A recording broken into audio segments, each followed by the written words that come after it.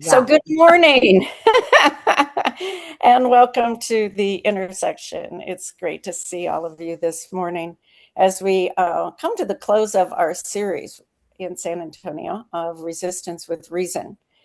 And I was also mentioning to Martha earlier, I've been also connecting that with as we get older adults.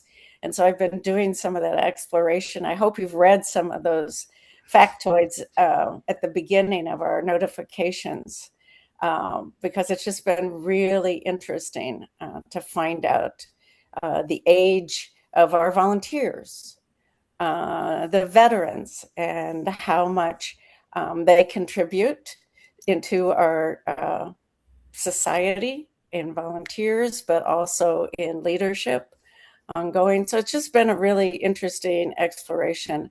Our next series is going to be specifically on resources needed as we age. And I hope all of you join us. I'm going to encourage you as much as I can because it's an extraordinary lineup next week to our Sacred Action Lab on Wednesday, July 15th from 9 to noon. It's in person. The doors open at 8:30. There are going to be resource tables and tacos. And so you can find out hands-on some of those resources that are out there. But we've got an extraordinary storyteller coming, San Antonian, who now though lives in Louisville and teaches in the Louisville Seminary there. But the good Dr. Dawn is going to be sharing her story. She moved to San Antonio to care for her aging mother. She ended up on the board at Sacred, but so much of that information helped to form Sacred and those needs for caregivers in terms of those of all of us who are aging. But she's going to be gifting us not only with her story, but also her expertise and what that means holistically as we grow older. And then we have a great panel lineup that's been put together by Jane over at the San Antonio Area Foundation. And she leads the aging adult efforts there, as well as the collaborative salsa. And I'm so sorry, I can't ever remember what SALSA stands for, Senior Adults Learning in San Antonio there. And she's brought together four great panelists on transportation, um, medical needs, those special resources and that go into the portal at sacred.org. And so Bill is also going to be launching and introducing that special portal just for those of us as we age forward, which is an interesting thought, aging forward, right, Billy? Aging forward. So I also wanted to show you, and meant to do this to begin with, but make sure, and we'll put it into the chat. Make sure that you register. Here's the keynote and also the listing of the panel for the day. We'll put this into chat. Make sure you get your tickets. There's no cost, but we encourage people to make a donation because it does cost to put this together.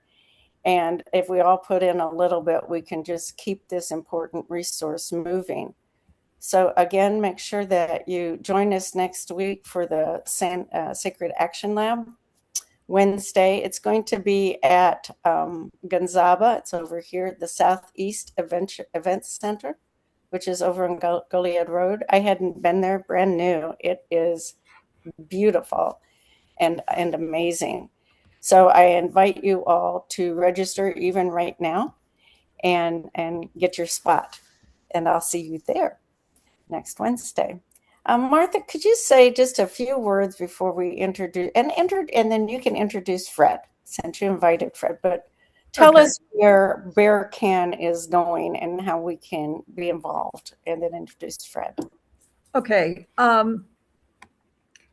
There are probably close to 100 little activist groups in San Antonio. Some are pretty significant and then some are quite small, but they're all engaged in trying to make a difference in the community. In this case, the ones that I'm associated with, I for the most part have a political kind of orientation, not necessarily toward a party, but just toward what's going on right now and trying to address issues like immigration, for example. But I'm sure all of you know from your experience with nonprofits, these kinds of organizations get siloed sometimes and don't communicate very well with each other. So I've organized a project called Bear Collaborative Action Network, Bear CAN. And we've engaged a couple of design studios that are building a really a first-class website for us. But it's not a big hunking website that has, everybody's information. It's what we describe as connective tissue. And it's a way to get these organizations to coalesce and communicate with each other, and then for them to have a public face on the web where the community can find them if they want to volunteer or if they want to find out when the next protest or what have you takes place.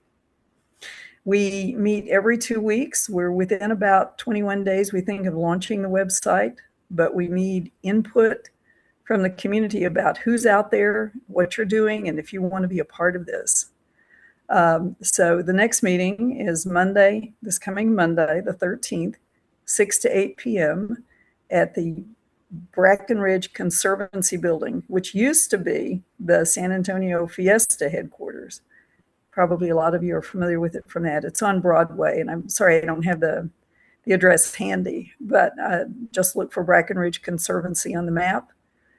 Come there between 6 and 8, and we'd really appreciate your input. Thank you, Martha. And now would you introduce Fred to us? Yes. Fred is one of the members of San Antonio Support and Defend. And this group organized about a year and a half ago because we were concerned about where the government is going with respect to the Constitution, and in particular with respect to the use of the military. And as all of you know, there's been a lot of discussion about illegal orders and all of that kerfuffle with Mark Kelly telling people just follow the rules and don't follow an order that you think is illegal, which is nothing that a military person hasn't heard before. And so the particular mission of Support and Defend is to engage with the community because of the trust that I think most military people enjoy from the civilian community, and talk to them about the constitutional use of the military and why somebody should disobey an illegal order.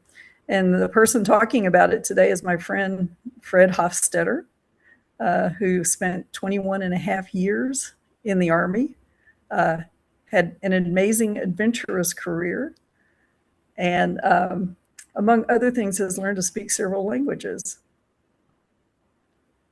So take it away, Fred. Yeah. Hi, I'm Fred Hofstetter. I'm going to do this in English if it's okay, because all my other languages are mainly conversational. Martha's probably the founding member of Support and Defend, and I call her member number one. So she's kind of the driving force that started this all up. As she said, we're a multi-generational, all-service San Antonio veterans organization dedicated to supporting and defending the Constitution. We want to try and get more veterans to speak out publicly about the proper use of our military and help active duty service personnel understand their rights and responsibilities. Some core principles we have. We support our armed forces being used for their constitutional purpose to defend our country. Things that go against that: the president does not have the authority to deploy active duty military to states of this country for law enforcement. The military has no business on our borders enforcing immigration. While we're in the military, all the rights in our Constitution apply to us, First Amendment included. However, when we're on active duty, we do have some restrictions. One of the other principles is we want to highlight a military perspective on dissent. It does exist. There's a long history of dissent in our military. That said, we should not obey illegal or unlawful orders. Sometimes that's easier said than done. And, we can point to plenty of examples about that in the last year or so. And finally, one of the things we want to do, or one of our principles, is we want to try and engage as many veterans as we can in voting and supporting our election process. The things that got us started, Martha for one, but what she figured out was that veterans tend to be quieter patriots. Support and Defend believes we need to move beyond that. We want to try and engage veterans, get them talking more with each other, and get them talking out much more. Back in early 25, there were some troubling signs that we saw. We had a president who told our military leaders the enemy is within, that we should use some of our cities as training grounds. We have a president who said Chicago is about to find out why it's called the Department of War. That same president in 2020 said, can't you just shoot them? Just shoot them in the legs or something? To the chairman of the Joint Chiefs during demonstrations in Washington, D.C. He wanted to use our armed forces to shoot Americans. He threatened Chicago, Portland, Memphis, New Orleans. Support and Defend does not support using our military to target our citizens. Our veterans, our warriors are better served if they're at their home base training for real missions and living with their families. We've seen the National Guard and active duty personnel deployed to Los Angeles and Washington, D.C. The D.C. National Guard, which the units that Trump or the president actually controls, ended up doing area beautification, and they're still stuck walking around their reflecting pool now. Just since the start of this year, we've noticed an uptick in actual war crimes committed by the U.S. military and extrajudicial killings down in the Caribbean and the Pacific. That's, a big warning sign. And lately, we've seen multiple firings and removals of really good senior leaders for political whims. In some cases, wiping them from history at Arlington and in some of the history museums. About dissent. Just recently, everybody I'm sure has seen video of the arrest of Major Watson in D.C. Remember, servicemen have a long history of dissent. Conscientious objectors back all the way to World War II, they're exercising dissent when they come out as a conscientious objector. And some end up serving in non-combat roles, and some are prosecuted. It was the military that reported on itself on war crimes in My Lai, Abu Ghraib, and some other incidences in Iraq and Afghanistan. So the military can kind of police itself and tries to report on things that we do wrong. And for everybody's information, the Uniform Code of Military Justice does allow soldiers to redress grievances for things that we've seen that are done wrong under Article 138. It's in our law in the military. There's a lot of organizations out there, a lot like us. Support and Defend actually is not trademarked, and there's a lot of different organizations out there in the nation called Support and Defend. But there's a lot of organizations that are kind of aligned with what we do. Groups like the Military Religious Freedom Foundation that supports all religions in the military and not just evangelical Christianity. Obviously, the ACLU, Common Defense, About Face. There's a big nonpartisan organization called Vote Vets that was started specifically by Iraq War veterans. And they have grown into a national level organization that supports candidates for political office. And we've been very, proud to work with them a little bit. There's another one called the Chamberlain Network that's a bunch of folks up in the DC area that are working to try and support progressive concerns. And of course, 50501, no kings is not un-American. It's just like back in the 1770s. It's what Americans ought to be doing. Support and Defend in particular has done a lot of activities, and these are in no particular order. Just this last Memorial Day, we had family and friends tell stories at one of the Vietnam memorials downtown. And while there was plenty of Memorial Day ceremonies going on, we had our own little special one. And the mayor of San Antonio was actually there at ours. We've done women's veterans meet with Mayor Gina Ortiz. We've done all the No Kings events. We were at the San Antonio reenactment of the crossing of the Edmund Pettus Bridge. I wasn't at this one, but we did celebrate a $2 million investment in the renovation of the oldest Veterans of Foreign Wars post in Texas. We had an event where we had spoken words from past presidents, and present poets about things that matter. The bench honors the brave was where the judicial branch here in San Antonio honored veterans. We've helped Vote Vets organize in San Antonio to meet local veterans. We'll provide more support in the future.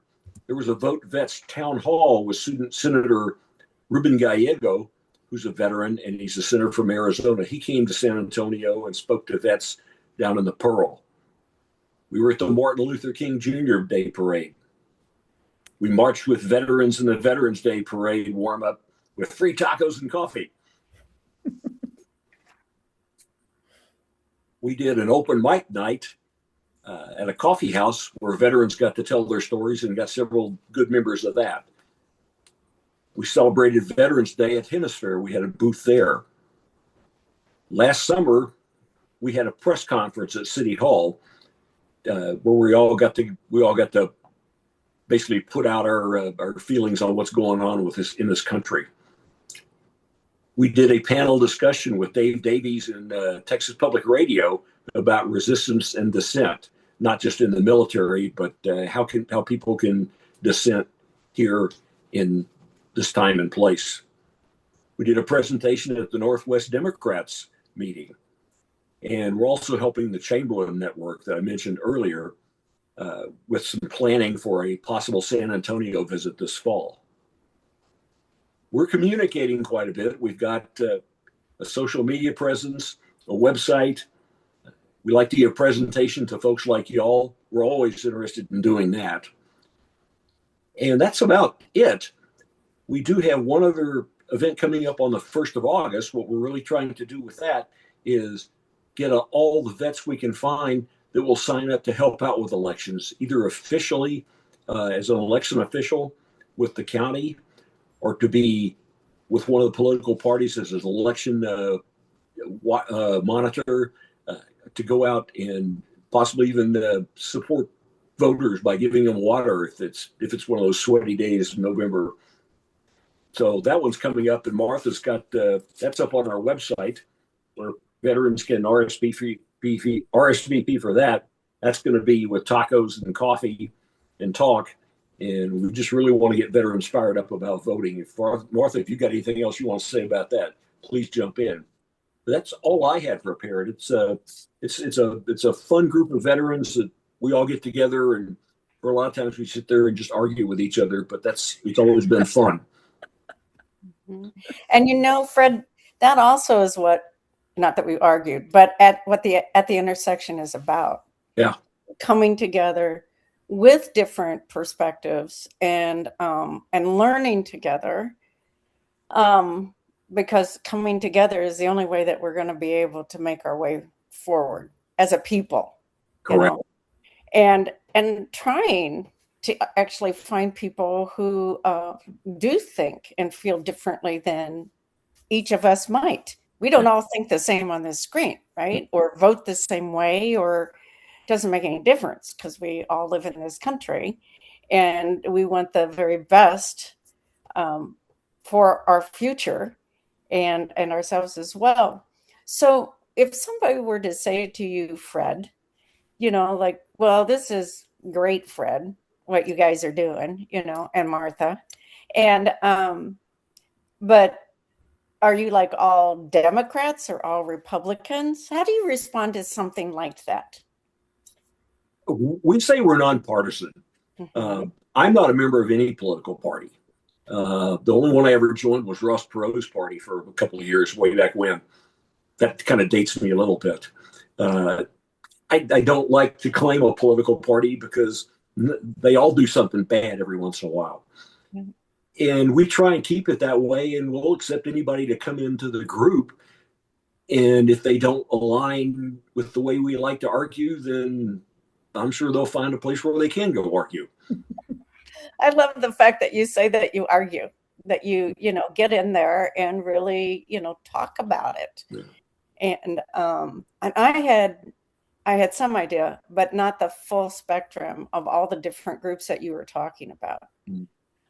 So that was also very helpful. We got kind of more than I anticipated. I was also at a press conference this past Tuesday, national organization, but working in different cities, Faith in Us, Faith in US, but it's faith leaders, clergy speaking out for voting, open, free elections. And so I think it's also interesting in these different groups that Bear Can is also trying to pull together, that encouraging people to vote seems a very strong action that all these groups have in common. We all have the capacity, all the votes count, so get in there and do that.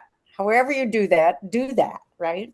Kind of like I think Beto O'Rourke does a lot of that, and I don't think he may be a little bit partisan, but I think he'll sign up people from any party as long as they'll get out and vote. Mm-hmm. Yep. Yeah, I used to get chastised as a Lutheran minister for sending people to different places and different congregations of different kinds. And they're like, what are you doing? And I'm like, the important thing is that people find their spot. Yeah. And that's what I'm interested in, So I'm going to open this. I see that Martha has also been answering some of the questions in chat, but you have opened up a really interesting conversation. Folks, do you have thoughts, comments, questions for Fred, Martha? I hope so. I'm just so grateful for you being here. I don't have the chat up, but if any questions come up there, holler them to me, and I'll start talking again. Okay. You were asking about party affiliation. One thing you didn't ask about is whether we have any conscientious objectors within our group, and we do. And among others, we have a person who was one of the Vietnam veterans against the war. So there's quite a diversity in political views. But I would say generally, most of the people who belong to the group would accept themselves as being described as progressive. That is, we certainly think that there are opportunities to do a much better job of what we've been doing with our government going forward. And one of the things I think people don't always think about is the military in a lot of ways is a little socialist organization, because we provide for the needs of all the people in our group: free health care, subsidized child care, subsidized housing. And the reason we do that is because we realize when they have a healthy life like that, then they are more effective at their job. And, you're always hearing people talk about, we take care of our own. We do fairly well. But that's what that's all about. Is fundamentally, I think every person in the military believes that people in their tribe, anyway, deserve free health care, and they deserve all those other benefits that we give them. And that's the system I grew up in as a young social worker. And so now I don't understand why we can't just extend that to our entire population. And even remember, too, that our country was formed out of dissent. Mm-hmm. you know, and I'd like to even take it a little bit further into, dissent is accountability. It's a form of, like what are our values? And so I really appreciate that. The whole point of saving democracy, that's what we're for. That's how all of this started, right? Mhm. And so, remembering those kind of things. I think I heard somebody else's voice early. Did somebody else have something they wanted to say? Thank you. Martha has her hand up. Yeah, Martha Yeah. Kirk. Go, Martha. Hi, Martha Ann, and hi, Martha Spinks. uh, I had no idea what a wonderful conversation this was going to be this morning. So thank you for being here. I hope that everyone realizes that for the last 9 years, the whole world has been getting worse and worse and worse. Go to what is called the Global Peace Index, or I'll put that in the chat pretty soon. And it looks at 163 countries in the whole world, and it uses very solid data. For the last 20 years, it has been gathering very solid data, and it comes out every June. And the world has gotten out of control. It's not only that, like, healthcare that you and I need, or childcare, or education that's needed right here, right now, is being stolen to build a bomb and kill people in different places. But our children and our grandchildren's, the resources that they need, the the trees, the soil, the water that they need. For 9 years, things have been getting worse for the global family. So it is so important that we raise the questions. We, the veterans, we, the Catholic sisters, we, the business people, we, the educators, we, the environmentalists, need to say what's going on. And anyway, I put in the chat box, I belong to a Catholic group that is now giving scholarships to people who want to sign a conscientious objection registry. And there's enough info in the chat box about that. But we're doing important work in this discussion. Thank you, Martha Ann. We've got music happening now. Right at 8:29. So I don't know, Fred, if you knew this, but the intersection has been happening since right at the beginning of COVID and learning together as leaders. But we try to get the bulk of the information in by 8:30. And we can continue to talk, but so that it's a briefing, it's pretty tight, and then people can go back to the recordings and utilize them.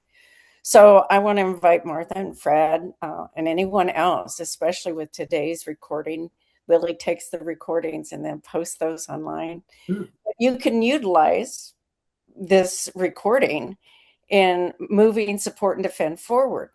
I don't know how for you, but you've got that available to you. If there's somebody who's asking, you can send the link and say, just watch from 8:10 to 8:25, you've got 15 minutes, surely, that you can watch that and you get an idea of what we're doing. So it could really help move things along for you in that regard. I don't know, but it's a gift and it's out there and it's for others as well, not just moving your organization along, but to tell other people, I'm going to use it. There's some folks I want to send it to and say, I don't know if you know about support and defend, but listen to these 15 minutes and you will. But it just, it's a little bit better than telephone, playing telephone when we were growing up, So if I tell somebody what I heard this morning, trust me, it's not going to be as good as listening to the recording and what Fred has to say, especially about all those other groups. So thank you.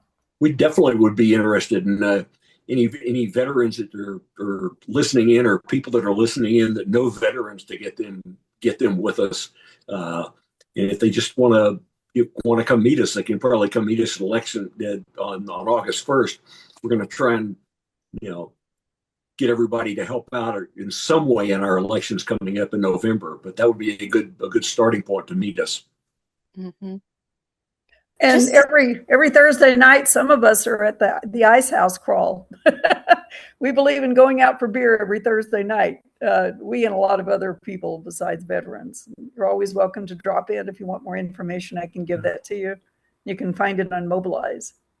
So much good stuff happening. I have found that during what Martha was talking about, the Global Peace Index and everything that's happening, the other thing that's happening is a lot of innovation, a lot of people coming together, a lot of creativity, a lot of action. So, we can think about, the sky is falling, but the ground is swelling as well, right? There are things happening, and I get so much hope in just the number of creative things. I just saw a training the other day that was being offered online like once a week or something like that for poll keepers, but for clergy being poll keepers, at voting sites, and what that looks like and what that means. I've never seen that before. As a clergy person, I've never seen that training. So there are just these very interesting things that are popping up that some of it's new, some of it's very old, like dissent, right? It's not a new thing. It's part of who we are. So any other questions or comments? Oh my gosh, Darcy just put in her icon. Darcy, you're a trip. You missed the last line. It says, "What a stink." It's covered up by my name here, and I can't. Okay, can I do that? She's being creative, right? Yes, I'm being creative. First, I showed you my cat. You could barely see my cat up here. I'm on the balcony, not actually in a. Okay, I'm gonna go back to my. There's the library. Any other thoughts or questions for today? There's a Martha put in there, watch, join, or die. Yeah. Syrian community is way back from where we are. Wow. I want to watch that. Somewhere out on the internet, we've got our press conference from last summer up there. That's that's kind of fun to watch too. I like to go back and listen to that and listen to all the people that we had up there talking and get fired up about that. So exciting. Well, thank you all for being with us this morning at the intersection. We're going to start a series next week on resourcing. And the new portal at the San Antonio Community Resource Directory that's put there for resources specific to our aging population. And so I hope you join us next week at the Action Lab. I'd love to see all of you there. Again, Wednesday morning, 9 to noon. Doors open at 8:30 for networking and tacos. So thanks for being with us. And we'll see you next week at the intersection. I'm registered.